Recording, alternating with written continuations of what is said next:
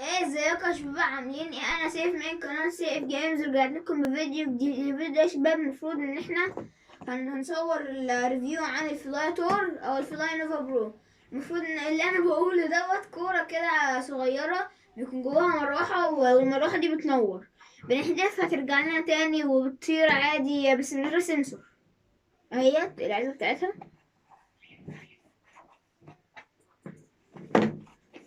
اهوت، نفتحها قدامكم. بسم الله. يا لهوي، دي اتبهدلت في شركة الشحن بقى. بس حلو، منتج جامد. لا خامة نضيفة صراحة. بص من جوه كده حاجات يعني ملهاش أي ستين لازمة، مش مهم. اهيت قدامكم، هي كورة صغيرة على قد حجم الإيد، بنرجعها كده ونطيرها. المفروض هنا في يو اس بي وزرار، بندوس على الزرار نعملها كده بتنور قدامنا.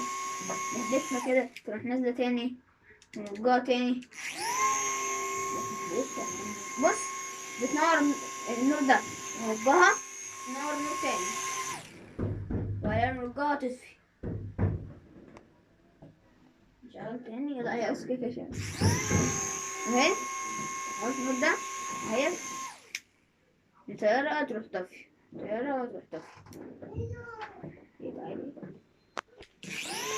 اهي، نروح راجع تاني، تفتح راجع تاني، تفتح راجع تاني. اهي قدامكم.